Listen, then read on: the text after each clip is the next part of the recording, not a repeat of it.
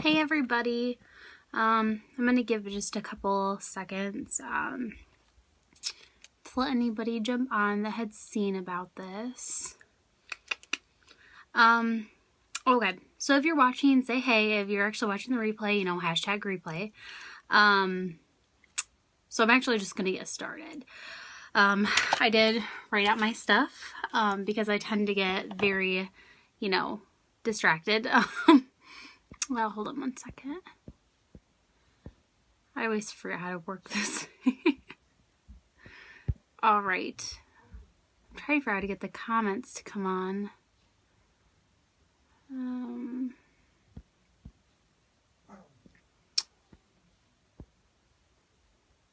All right. Hi, Lisa. All right, you guys. So I'm not really... I could just be messing this up in all honesty. Woo, that got right. Okay, so I'm not really seeing how to actually see people. All right, so I'm just going to get started, okay? So, as most of you guys had seen on Facebook, I went to the Get Motivated Business Seminar in Detroit. It actually is still stuck with me a lot. The one thing that stuck with me is, like I said, I have my little handy dandy notebook because I do get sidetracked very easily. Anyway, something I saw was the price of skepticism. Hi, Linda. The price of skepticism is the highest price you will ever pay in your life. And that has actually really, really stuck with me. People are always skeptic over what you do. They always think they know better. They think that, it doesn't really matter. If you have belief in yourself or confidence or whatever, they think that if they know better, then that's what you should go with. But what does it matter what they think? Honestly, I have seen my friend list go up and down so dramatically since I started this unique thing, and it's insane. I have seen people, obviously they send me friend requests or I send them friend requests to, connect with people. And then maybe by the end of the day, it's dropped by 5 more people. But then some days it'll grow by 5 or 10. It just keeps going back and forth. And in all honesty, that's fine. It doesn't bother me at all. I know what I'm doing. I know I'm doing this for me and my family, and it's all that matters. So I just want to talk to you guys about, getting motivated, staying, with what you guys want to do. I have so many friends that are doing, Norwex, 31, Scentsy, even Mary Kay, and I'm unique, everybody has their own thing, and I support everybody. I buy from every single person. I try to always switch it up because I do have quite a few girls that do Scentsy. So, I love seeing people go out of their way and to step out of that comfort zone and to do all the things that they want to do, whether it be, sorry, it's really bright in here. And whether it be, doing a 9-to-5 job, doing whatever they went to college for, or, deciding to do something that, will help them stay at home and, work with their family more and be around everybody. So if you are watching this, if you would drop a comment below, I'd actually really love it. Why do you do what you do? If you're a stay-at-home parent, why do you do it? If you run a little side business, why do you do it? If you work a 9-to-5, if you went to college and you're following that goal, why do you do it? Is it, to survive, or is it to actually live an actual life and be able to still be around your family and enjoy life and things that you do? Or is it just simply to survive? Because everybody has those bills. I know I have student loan bills. I have all this stuff coming up. I know a lot of my friends do too. It's just what happens in life now. I remember, growing up and, only one parent really had to work because you could still afford to survive. Nowadays, that's unheard of. You need 2 parents working full-time, 40 plus hours a week to make anything work. The cost of everything is just outrageous. And, you try to live inside these little means, you try to do everything on your own. And in the end, you still feel like you're failing because everything is bogging you down. And there's so much going on in life and so many bills that just continuously add up. And, it's just life. It's just how things work nowadays, as sad as that is. So anyways, I do believe that people have excuses. I had excuses Oh God. When I first looked at Younique was when I was about 2 to 3 months pregnant with Jasa, I think. Yeah. I didn't join you guys until a month and a half ago, and she's going to be 6 months old next week. 6 months old. And I started talking to Robin when I was only 2 to 3 months pregnant. And every single time I talked about it, I would back myself out of it. I'd be like, oh no, I'm not really sure that's a lot of money. Which it is. I mean, who really just has $99 to drop on stuff? But you know what? Sell something. I know it sounds horrible. But Facebook, Marketplace. I mean, you guys have stuff you guys don't use anymore, something you don't need. Do something to help invest in your future.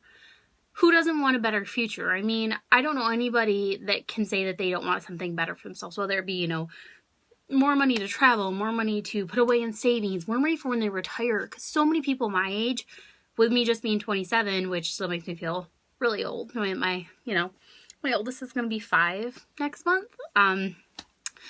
So many people, they don't even worry about 401ks, and they're younger than me or even older than me, and they don't even think of 401ks. Like, you always have to be prepared, you guys. You always have to put money away. And what kind of life are you going to have if you don't? But nobody has the extra money to put away. So, anyways, like I said, I always get sidetracked, so I'm sorry. That's why I'm trying to stick to this.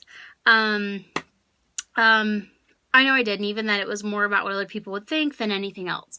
No one wants to be bashed on or criticized when they start posting stuff. All these moms I see, or even sometimes, some dads, they have little side businesses too. They start posting like, hey, I just started this company, this is great for us. And guess what happens? They get bashed on.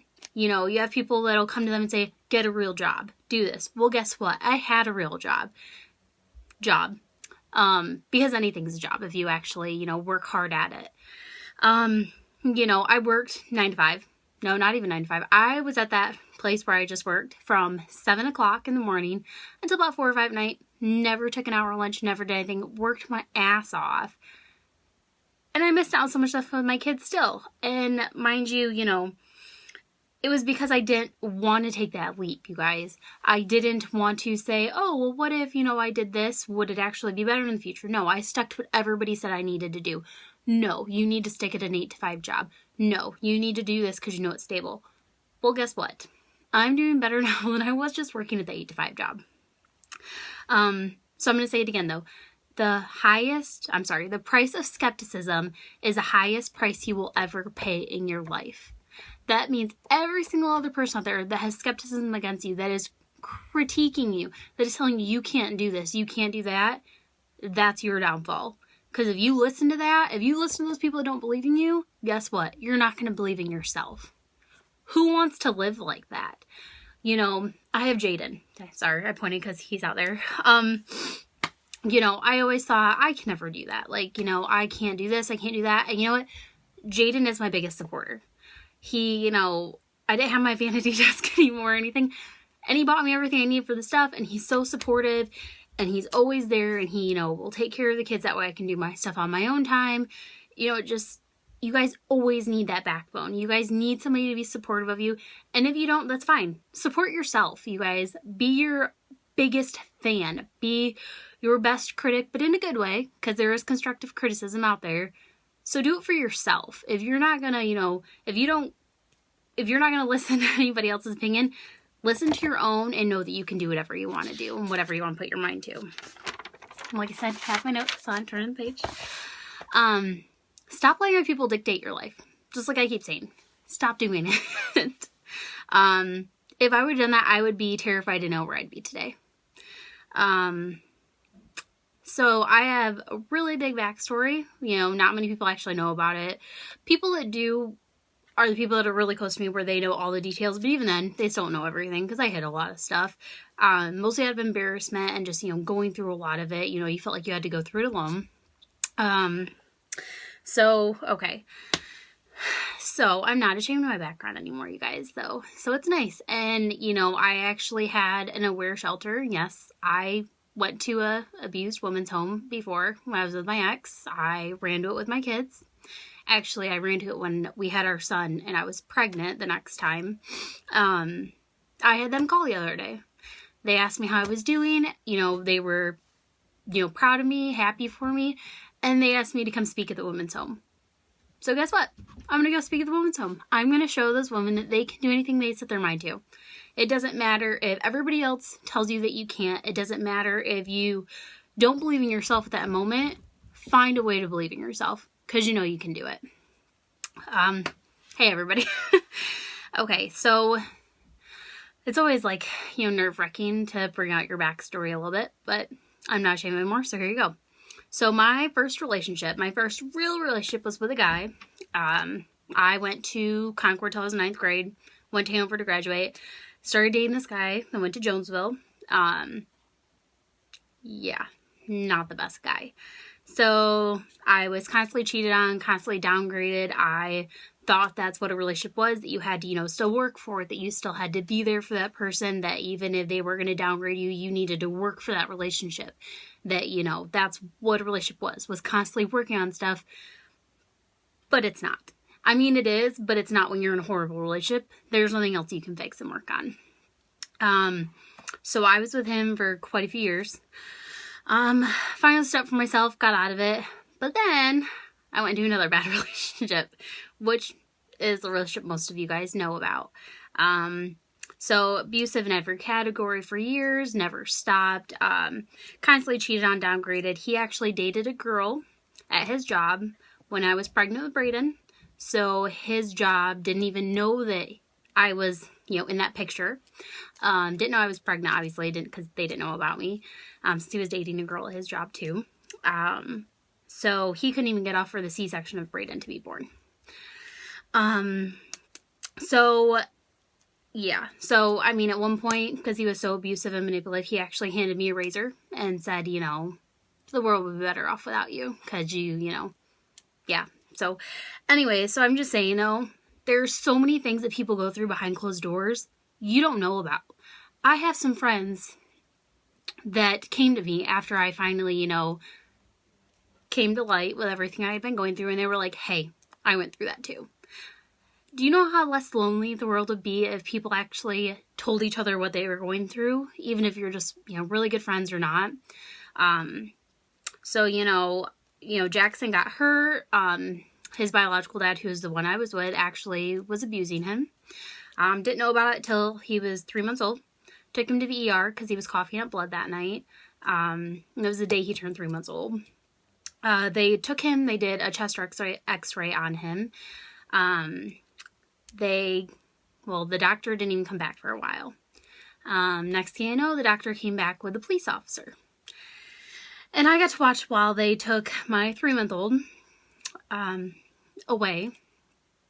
So, there's so much stuff that people go through, and sorry, I try not to be emotional about it, but anyways, so there's so much stuff people go through behind closed doors, and you know what? Statistically, what I kept finding out from every single, abusive women's shelter I went to try to find that support and stability was that I probably wouldn't make it. Not as far as, making it in life, but as far as I wouldn't be able to find that confidence. I wouldn't be able to find a good job. I wouldn't be able to move forward in my life. I would always be stuck in that mindset that was what I deserved. And guess what? I don't deserve it. Nobody deserves it. So, my point is, again, people are always going to be your biggest critic, and not even in a good way. So, like I said, though, and again, I'm sorry, because I know that it just popped up saying something on notifications, but I can't see any comments or anything, you guys, so I'm sorry. But I'll respond later. But my point is, again, though, about the fact that everybody will always try to tell you that you can't do something, just like I was continuously told. I would never be able to move forward. I would never get custody of my kids, full custody. And you guys, I have full custody. Yes, Jaden, I know it sounds bad, because Jaden is their dad. He has helped raise them. He potty trained them. I tried potty training those boys for about 1.5 years. I did the Cheerios thing. I did everything. One day, Jaden went into the bathroom with them and showed them, what to do.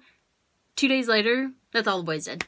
They were so excited. They knew how to go to the bathroom now, because mommy couldn't show them the correct way to go to the bathroom. So Jaden's been there. He's their dad. But I got lucky in the fact that I have full legal custody of my kids, you guys. I beat every single statistic, every single odd. Their sperm donor signed off his rights before he went to prison for almost killing Jackson. Like, you know, I did that. I busted my butt. I beat every single statistic that they laid out in front of me and said I couldn't be able to do, just like Braden. You know, Braden's missing the middle section of his brain because his father, his sperm donor, was abusive to me when I was pregnant, so his brain didn't ever finish developing. The neurosurgeon said, oh, you know, he'll be a vegetable. He won't be able to do anything. He's going to be this statistic. Well, guess what? Now my son, who's going to be 5 next month, has beat every single statistic, and he is probably the smartest almost 5-year-old that I've ever met. The biggest smart aleck, but also probably one of the smartest ones I've ever met. So my point is, like I said, everybody's going to tell you what you can't do. Don't listen to them, because you can do it. So anyways, like I said, I always get off track. So let me get back to my notes. So the point of all this is that against all odds, I got my kids back. I beat every single statistic. My son beat every single statistic. Jackson beat every single statistic. They said that he, you know, his lungs would never completely develop after that because, you know, his ribs had been fractured 30 multiple times since the day he was 2 weeks old. So, you know, they said that he would never be able to do that. He beat every single statistic. He is the smallest child I've ever known for his age because he wears, you know, 2T clothes and he's going to be 4 in June. But he's also one of the happiest. And you would never ever guess that he ever got hurt. So it's just, you guys never know what people are going to overcome, you know. So anyway, so I beat every single statistic. I actually moved down south when I got custody back. I started working in maximum death row security prison down in Nashville. You know, I busted my butt to get back on my feet, to raise my kids, no help from the state, no help from their sperm donor, because obviously he signed off his rights. They said I could go after child support, and I said, yeah, no, I'm good. I got this. But you know what, guys? I lost so much time with them. So much. I would be working 16-hour days, be told I had to be held over at the prison, and you can't contact anybody. They won't let you call anybody and say, hey, you know, I got held over. I didn't just get stabbed. So, you know, I lost so much time because my neighbor was raising them. She would come over to the house more when I left for work, and she was raising them because I wouldn't see them before I left. I would come home and they'd already be sleeping. You know, and you don't just work 5 days a week at the prison, you guys. You work, you know, 6 to 8 days plus more stretches. You know, it doesn't matter there. You know, it's not an 8 to 5 job. So, anyways, the boys' dad had, you know, finally, I don't know if he got caught or if he turned himself in. But, you know, finally the trial was going on. So, I moved back to Michigan. My tire blew on the side of the road when I was coming back, and I made a post on Facebook because nobody else knew I was coming home. The ones that did were at work, so I couldn't contact them. And I posted something on Facebook, and Jaden's the one that came and saved me on the side of the road. He even went and bought a tire jack just to be able to come save me. And mind you, him and I were just Facebook acquaintances. And, you know, he followed me home to make sure I was okay on the donut, and we literally haven't been separated since. So, you know, it's just amazing how things happen when you stop looking for it. So anyway, so, you know, I came back, you know, I was like, hey, I need a job right now because obviously I can't go back down south. I have to be up here for the trial and stuff. I got a job at, well, I actually went to a staffing agency because I didn't know what to do. I'm like, well, I just need a short-time job. I actually got a job as a recruiter there. And then Mitchell Golf fell in my lap. But finally, though, after a year and a half, I was able to quit that 8 to 5 job. And, you know, again, I was busting my butt for it. What was I getting out of it? Nothing. You know, I was still missing time out with my kids, trying to decide, oh, you know, should I go to this thing or miss this? You know, I missed so much still for a company. I mean, and that's not anything bad about any company that's out there, you guys. It's just that it's how it works. You know, companies will always replace you. They don't care how valuable you are. You know, they'll do it because they have to and because they can. Because they have those resources, and they're always going to find somebody else to replace you so that way they can get things done. It's just how it works. So there's this thing that keeps going on Facebook. It says, stop breaking your back for a job that would replace you tomorrow. Guess what? You know, you get replaced. That's what happens when you leave a company. It's completely heartbreaking, especially if you put so much of yourself into that company, but it happens. That's what happens. You know, everybody knows what I sacrificed at my last job, but, you know, you still get replaced when you leave. That's just how it works. So anyways, so I chose to go into business for myself. I have Inspired by Her Designs, which is actually inspired by Jasa. You know, and right now we just do tutus and headbands. We're actually expanding to new stuff, which is really exciting, but you guys don't get to know about that yet. I also work with Younique, which a lot of you guys know because I'm always posting about it. You know, when you find that thing that like just touches your soul, you need to just grab it and run with it. You know, Younique, their biggest thing is uplift, empower, and validate. I mean, nowadays, nobody does that to each other anymore, so that's what you need to do. They actually have a Younique foundation, which is what touched my, you know, just like got to me. It inspires hope in women who are survivors of sexual abuse. When you round up your purchases that you make online, that roundup goes to the foundation. It's actually a retreat for a safe place. The women go there, they get counseling, they, you know, do different activities and stuff. It allows them to begin their healing process and realize their individual worth. The third thing that I left to do is a secret that you guys don't get to know about yet, along with the thing that we're expanding on and Inspired by Her Designs. So keep your eyes open for those, but you guys don't get to know about that yet. So the whole point of all of this, though, because like I said, I get sidetracked, is stop letting people dictate your life. Stop letting somebody else define you. Stop, you know, busting your ass. And yes, I said ass. I was trying to be all, you know, PG-13 on Facebook. But stop busting your ass for other people. Do it for yourself, because in the end, all you have is like you and your family and the people that are around you and support you. A company is not always going to be there. You need to do stuff for you to help you and your family. That's just how it works. And, you know, there are companies that are family owned that, you know, people flourish at and they, you know, are great at. And that's great for you guys. But it wasn't, you know, it's not the same for everybody. A setback is a setup for a comeback. So guess what? Every time you get knocked down, you're just in a better place to push off the ground and, you know, bust forward and actually, you know, accomplish even more that you want to achieve. My biggest thing is that you guys should always be pushing to build a legacy for yourself and your family. Stop waiting. I waited a year, a little bit over a year, to do this stuff, to launch out on my own, to be a Younique presenter, and something that I completely, fully support because of their foundation, to, you know, start up something for Jasa.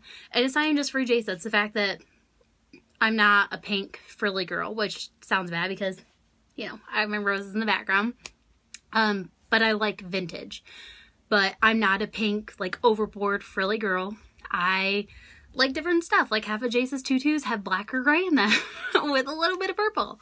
You know, you need to do what you want to do for yourself, because when you find something that you love, you will go beyond, like, any type of expectations and you will succeed. All you have to do is try.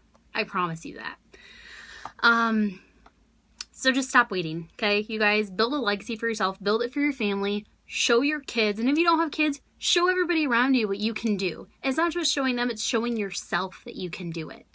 My hope for everyone is that you all follow your dreams and take that chance. Remember, if you don't take that chance, you will always be working for that person that did. So that person that took that chance, that's your boss. If you want to be your own boss, take your own chances. That way you're not always working for them. Because they took those chances. They succeeded. What says you can't? I am. And I feel great about it. Completely terrified at first, but I'm doing great on it. So anyways, I refuse to, you know, work the rest of my life for somebody else. Have them be my boss. Have them tell me what I can and cannot do. Have them tell me that I have to miss something for my child while they all go off and do stuff for their children. Which I get it, because it's their company. Just like it is everywhere else. Just like any other owner will always, you know, have their family come first. But you can't because you're an employee. So do something about it and be your own boss. It's not that hard. You guys think that it is and that you need tons of startup money. But guess what? You don't. Because I didn't have a ton of startup money. And I'm doing great. Sorry. So anyways, so if you're happy where you are, that is awesome. And I give you guys full benefits and full kudos on that. And I support that fully 100%. But if you're not happy where you are, whether it be in a relationship, whether it be financially, whether it just be at your job, anything else, change it. If you don't like it, change it. That's all there is to it, because nobody else is going to change that for you. Nobody else is going to say, here's your silver platter. Why don't you go fix this? Why don't you go do this? That way you can be happy and do this. Nope, not going to happen. Do it for yourself. Do it for your family. If you don't have kids or whatever, still do it for yourself, because nobody else is going to do it. I can promise you that. So, you know what? I just wanted to, let you guys know, seriously, your biggest critic will always be somebody else. That will always be your biggest voice of doubt, will be somebody else. Somebody that is stuck at that job, somebody who, says that you can't do it, is that person that's miserable in their own corner that wishes they could do it. So why don't you do it and show them and do whatever you want to do, whether it be join Younique, whether it be make your own business, whether it be actually follow your dreams on something else, just do it. It's really not that hard, you guys. I mean, we have 3 kids, and I'm still doing it. So I hope you guys have a great Sunday. And my biggest thing is, like I said, I went to that Get Motivated business seminar in Detroit, and I'm still pumped up, and it's a week later. And I just hope that everybody else will actually, move forward in their lives and do what they want to do. Be motivated. Go to a business seminar. I don't care if you don't freaking own a business, or if you just work at a business, or if you don't do anything, you just sit home. Go to a business seminar. Go to something that motivates yourself. Always, always, always feed your mind. Better yourself, because nobody else is going to do it for you. So I hope you guys have a great Sunday, and I really hope that you're in a better place than, enjoying all this awesome weather, because my mom and my sister up in Wisconsin right now, where they have 15 plus inches of snow. So I hope you guys are all enjoying your day, and you know what, if you guys ever need advice or if you guys need support, send me a message, because I've been there. I've struggled, and you know what? Now I'm better than ever. Have a great Sunday, you guys.